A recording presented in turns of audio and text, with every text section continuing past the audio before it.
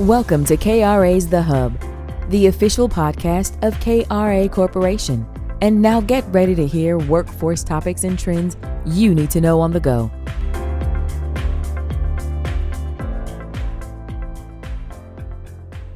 Welcome to KRA's The Hub. I am your host, Jonathan Overall. Today on The Hub, we're joined by Akil Bektemba. He is the president and CEO of Vanguard Consulting Group, and also the president of the Southeastern Employment and Training Association, also known as SETA. With more than 25 years of experience across workforce development and organizational leadership, Akil brings a unique perspective on where our workforce system has been and where it needs to go next. In today's episode, we're going to discuss how the public workforce system is at a crossroads. What's working? What's changing, and what must we do differently to meet the needs of job seekers, businesses, and communities? Akil, welcome to The Hub. Thank you. Thank you. Glad to be here. Yeah, it's great to have you today. I know we've been working on trying to align our schedules, and so we're excited to have you on and to dive into this topic today. But before we get into some of the other questions, let's talk about your career in workforce development. As I mentioned earlier, it spans more than 25 years, but share with our audience what brought you into this work and what experiences have most shaped how you think about workforce development today. That's a great question. I like many other folks who call themselves, I think, workforce development experts or have an expertise in the field, did not start out in it. I think that a lot of us have either worked in social work, have worked in business, have worked in teaching or training or any of the kind of all of the peripherals. And what we were doing, if you think about it, was workforce development. I look at workforce development as a common thread through everything that we experience in our day-to-day lives, right? So you go to a restaurant, you're seeing workforce development in action. If you go to a construction site, obviously you see workforce development. If you go to any facet of society that has people working, and there's a human kind of component to it, as well as the technology component to it, it's workforce development. And so to answer your question around what brought me in, I had just always been kind of a problem solver. I saw, things that were going on in either the work that I was doing, the work that I wanted to do, or just, connected to and found opportunities to be part of it and growing it. Spent a lot of time in Job Corps, which was heavily workforce development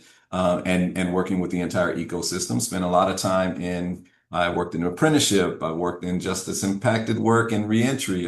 So I've had kind of my share of the gamut, and all of it kind of pours into what I am doing now and what I'm looking to do as we go forward.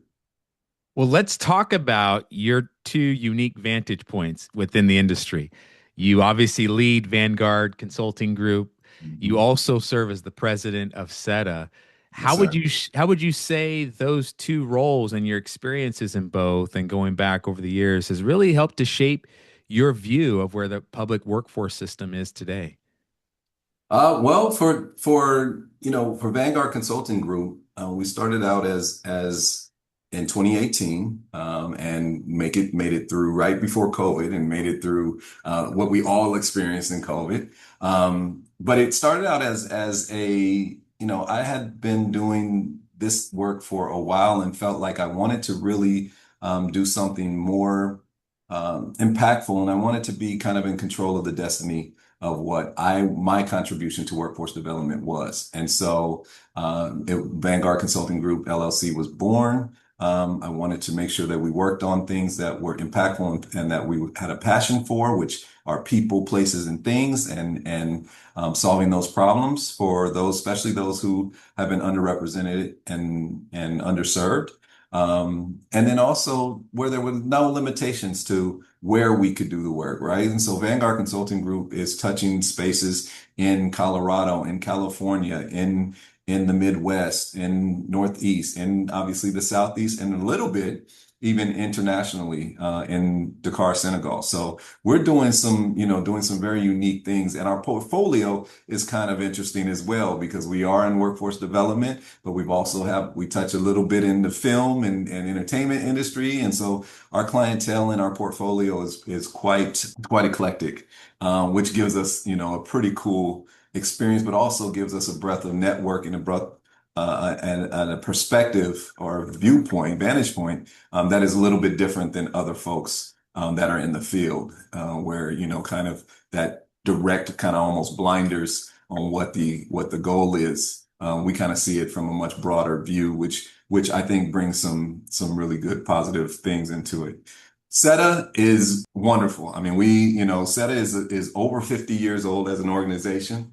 It has been the hub, no pun intended, because we are on the hub. That's right. But it is the hub for Southeastern workforce development. It includes, membership of close to 1,000, over 1,000 at times, and it covers 8 states. And so we cover, really the Southeast, and we are positioned very well to be the go-to for workforce development across the Southeast. And so having the opportunity to serve, which I served in a few different capacities prior to my current role as president. And so got to see it from the outside and was a huge fan of the organization from the outside, just being a member. And then got an opportunity to kind of get on the inside and see the things that were happening and what the board of directors was doing and all the work that was going into it. SETA is a volunteer board, and these folks have done amazing work as volunteers to keep the thing going. And so now we have some, in this role, I have some aspirations for SETA, and I'd love to see SETA grow, definitely in membership. I'd love to see SETA grow in impact. Which to me, I think that if anything is moving in the Southeast as it pertains to business, workforce related, and training, education, the whole kind of ecosystem, then SETA should be at the table and be part of it. And we have some really, really great board of directors and board members who are well positioned and integrated and embedded within the whole system. And so utilizing and leveraging all these experts and these things, I think SETA will be great in the future. Yeah, SETA is a great organization, and I've attended several conferences over the years. And actually, this past spring was at the conference in Orlando, so had an opportunity to present there. So great organization. And KRA's had a great partnership with SETA throughout the years. And so thank you for sharing really the scope of your vantage point within the industry, working with Vanguard directly, presenting solutions. And I like how you tied that in earlier. Yeah. You found yourself getting into workforce, seeing problems, identifying solutions. You also talked about how broad workforce development is, even beyond the traditional outlets or areas that we would think of workforce development. It is much broader. So with that, leading SETA, leading Vanguard, you're encountering challenges in the workforce system. Yeah. I'm going to ask you to narrow in. What would you say right now in 2026 is the greatest challenge that's facing today's workforce development system, and why? It's interesting thinking about that question. The first thing that comes to mind, what people probably would expect me to say, is funding. Right? I mean, workforce development as a whole has been hammered over the last last year or so, and so there's a lot of changes going on and a lot of shifting of resources towards the work that we do. I think that is not necessarily the biggest issue. I think the biggest thing or the biggest challenge that we face is the collaboration. We have a lot of very, very strong and experienced and capable organizations that aren't necessarily working together as much as that I think that could happen.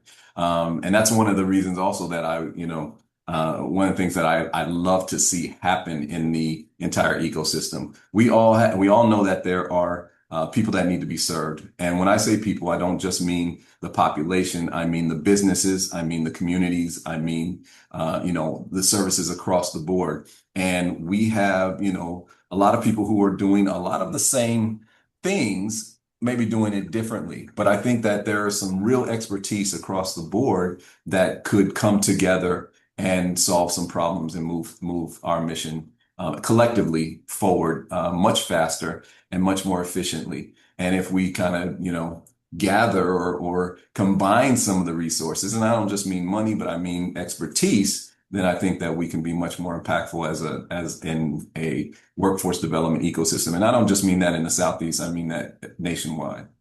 Yeah, you bring up a good point there, especially, and that comes up a lot, not Yeah, working in silos. We call it breaking out of our silos there you within the go. workforce system, working together. And that's important. And it is a charge, it's a call to action for us as workforce providers. Let's flip that around for the job seeker or the Mm-hmm. employer who's trying to navigate that system. Mm-hmm. What should that integrated system truly look like for them? We talk about human-centered design, customer-centered design. Yeah. What should a unified, integrated system look like for our job seekers and businesses? That's a great question too. And I, recently with Sharon Morgan, who's the immediate past president of SETA and also the coastal director of workforce, we did we combined and did a presentation or did a workshop on reengineering, or I'm sorry, not reengineering, reverse engineering the work that we do. And the key component was exactly what you're asking is the customer. It was seeing what their need is, seeing what their desired outcome is. A lot of times the programs are designed from the front, so it's like, we do recruitment, then we do this, and then we do that, and then placement is at the end, and hopefully the outcomes come at the end and those kind of things. Well, I think if we look at it more specifically to what their needs, I think we'll do a better job. And so from their point of view or their viewpoint, it would be access. It would be a combination of utilization or efficient utilization of technology. It would be a direct access to services. It would be kind of an overview from their viewpoint too of speed to production. So what I mean is, things that traditionally took 3 weeks, 4 weeks. A paper has to be, you have to file this and then you have to do this and then you have to go this and check in here. Like that there should be some efficiency built into that and some solutions built into that. I think the customer wants to get to the next step faster. I think they want to get to, they're not afraid or don't have, they're not against the idea of work. They're not against the idea of getting, active. What they want is quicker results and more efficient results. And they don't want to feel like they're beating around the bush or they're wasting their time. And that's in a lot of spaces. When they come to us in workforce development, especially the customer. And when I think about the customer, I'm talking specifically about the people we serve. Obviously, there's a whole nother customer when we talk about businesses and other folks and other entities. But when we're talking about the people we serve, they're coming in there because they need something to happen today. And so if we don't have systems in place and we're not utilizing the resources to get them to the end goal faster, and more efficiently and more effectively, then we're kind of missing the boat there. So I think hopefully I'm answering that question, but from the viewpoint and the conversations I've had with the populations that we serve, and that is, ranging from those who are, returning citizens or returning home from incarceration, those who have lost their jobs because of downsizing and other things, those who are kind of re-engineering their own career. They've done this for 20 years and now they need new training and they need new positioning to put themselves and make themselves marketable in the workforce. It could be any of those folks. All of those folks, when they come to see us, they're ready to go and they're looking for those results pretty quickly. That's a key. Like you said, look, they're looking for the results. They're looking Yeah. to move forward in the process quickly. My follow-up to that is because I think that's great. We have to look at things through the lens of our customer. Now, Mhm. when it comes to the system, we talked about the silos, the different Yeah. components, the organizations, the entities that are providing those services that we rely upon. What's your approach and your message to unifying that group of people? Uh, I think we have to look into policies. We have to look into procedures. We have to look into the goal. I think that a lot of us really kind of gatekeep our best practices and our best because, the way things are set up is that, KRA is going to go after a certain contract or a certain procurement. So is Vanguard. So is, the number of other, entities, and everybody is kind of going after this stuff. And so we're almost forced to kind of keep our best secrets and our best processes and our best procedures and our best people even and ideas to ourselves so that we're more competitive in that space. That doesn't translate very well to the actual service that we provide, right? And so I think that there, has to be kind of a rethinking on how resources are distributed, and something that more forces. There was a time there was a little bit more. It was more impressed upon all of us to collaborate and to partner. It was almost mandatory to create coalitions and these kind of things. And I think we got a little bit away from that. And so I think to your question, how does that happen? I think taking us out of this kind of fight, we gotta, maintain and do our own thing to, hey, look, if you guys don't work together, you don't get this opportunity, right? Or there's not this, you're not as effective. We're not going to get the outcomes if we don't work. So I think that there's some things, where it comes to maybe the procurement process, maybe it comes to policy, maybe it comes to, maybe it's just on the onus is on us as individual organizations saying, hey, our customer is our most important person or the most important group that we, and moving this thing forward and making the impact on the communities we serve is our number one objective. And if that is the case, then you and I will work together to make that happen much more cleanly and much more in sync. And so I think that there is something to that. It might sound kind of pie in the sky, obviously, because, we live and work in the space that we work, and we all have to, we are working to grow as organizations. We are working to, increase funding, increase capacity, increase ability to do the things we do. But I still, I have a feeling, at least in my, with me, is that, collaboration is the key. And the more we can do that and get over some of those humps and barriers to make that happen, the better that will be. I want to ask you about the system and how it's responding to change. Mm-hmm. AI, automation, changing skill requirements, talent shortages for businesses. How would you assess the current system, through your vantage point, what you see, what you encounter? How would you assess the workforce system today on meeting those challenges for business and industry? I think we're still in the infancy of incorporating technology, AI, and such into the workforce development space and the workforce development sort of industry. I think that there are some people using it. They're using it for, production of documents and creating that, doing some working with AI to create even ideas and work through some of these things.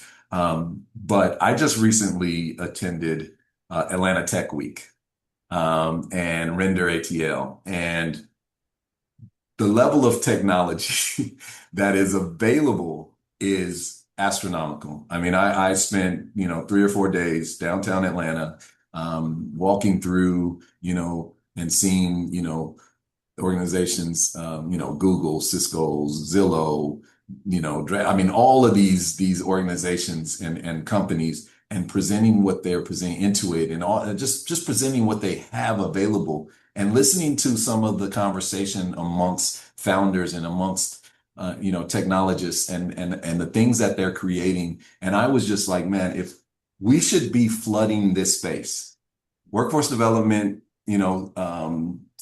workforce development experts, workforce development, our community should be in here. We should be flooding this space, and we should be talking to these folks and figuring out where the key integrations and what tools are the best things for us to be using to do exactly what we were talking before, and that is to make, additional or more impact to and speed, on services and all these kind of things for the populations we serve. And so to answer your question, I think that we're open to it. I think it's a major shift in our space. I mean, some folks are still using paper, right? So some folks aren't even fully digital.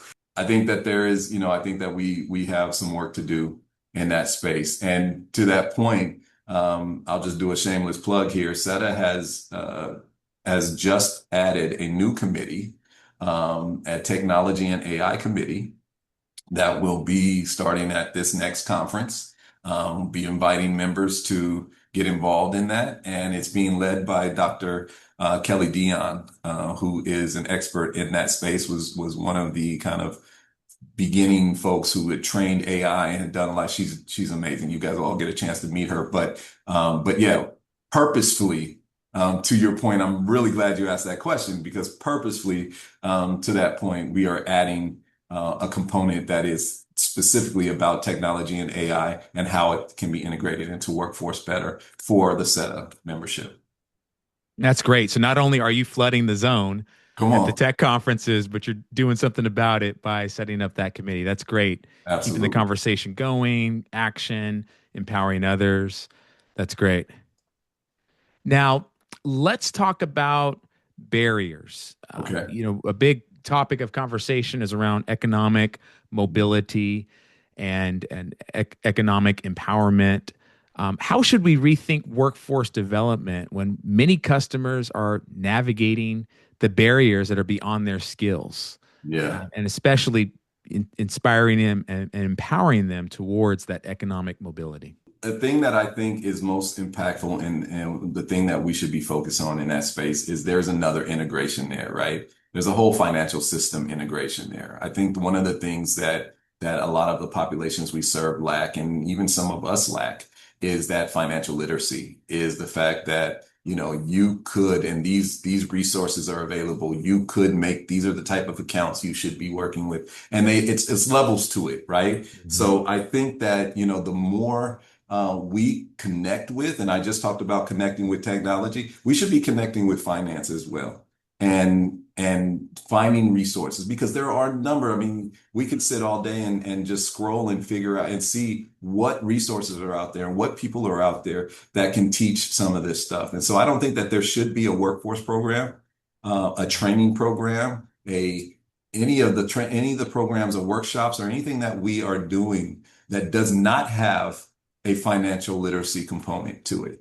I think we're missing the boat a lot of times, and it shouldn't be separate. It shouldn't be something that is sitting over here and you do that after or you do that later. It should be first. It should be, hey, look, we're going to help you. We're going to help you train. We're going to help you increase capacity. We're going to help you increase your ability. We're going to show you how to interview. We're going to show you how to obtain the job. We're going to show you how to retain that job and do great retention in that space. We're also going to show you what to do when you make that first dollar, right? And that $1,000 and that work on getting you the proper accounts, making sure that you're working on your credit, because a lot of people come to us with their credit messed up, and so they need that. Work on retirement funds and different things so that they are not working to death forever and aren't having something a baseline to be able to live off of when they retire. And so I love that question, because I often am wondering why we are not more intentional about that part and the economic mobility of our people. We're teaching them and doing our job in many spaces to teach them how to get a job, teaching them how to get a job and how to keep a job and all of these things. But what happens next, and what do they do with that first paycheck? So I'm glad you asked that question. And I think that's something that we should be focused on as well. Yeah, I think that really rounds out this conversation, specifically around technology and finance, financial literacy. If you think about access to knowledge and where are most of the gaps, it's in that area. Yeah. And I think that, kind of bringing all of this together, one of the things that I think we should be doing is how to do it, is teaching folks how to do it. Now we teach a lot of the what, right? But the how, and sometimes it just takes, and maybe some of that technology integration could help with this, but it takes, hey, what do I do on Monday? Today's Friday.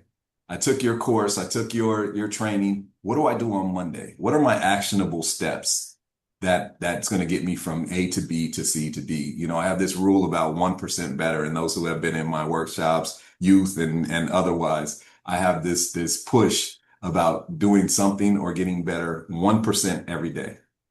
And so what is that 1% thing? And how do I get from here to, even one step forward or one step closer to what I'm trying to do? And sometimes that takes us who are the practitioners to say, hey, on Monday, this is what you're going to do. On Tuesday, this is what you're going to do. Almost like a personal trainer or a nutritionist. This is what you're going to eat for breakfast. This is what you're going to eat for lunch. This is what you're going to eat for dinner. Here's your snacks. You know what I mean? Drink this much water.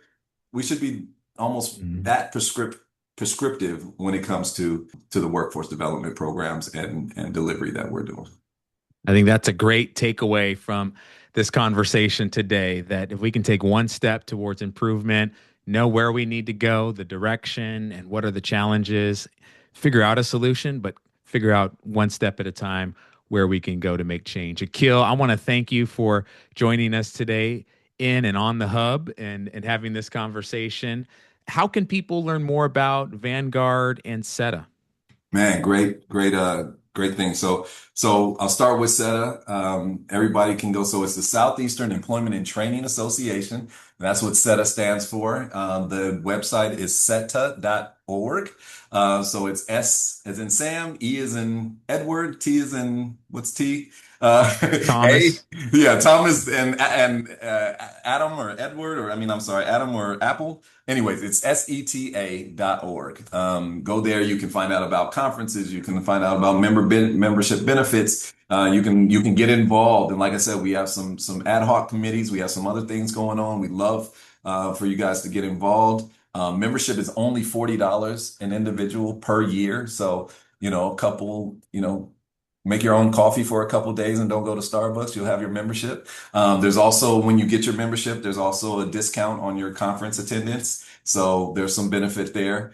So that's SETA. As far as Vanguard Consulting Group, LLC, we can be reached at www.vcgllcadvance.com.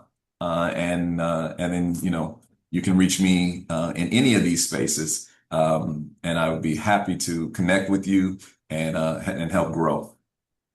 Akil, thank you for that. Thank you for the work that you're doing. And I know we're collaborating in other spaces and look forward to continuing that conversation Absolutely. And that work. And again, thank you for joining us on the Hub. Man, thank you for having me. And KRA is doing great work and looking forward to continue to work with you guys. Thank you for listening to KRA's The Hub. Don't forget to subscribe to the podcast on Spotify, Apple Podcasts, or wherever you listen to podcasts. To learn more about KRA Corporation, visit www.kra.com.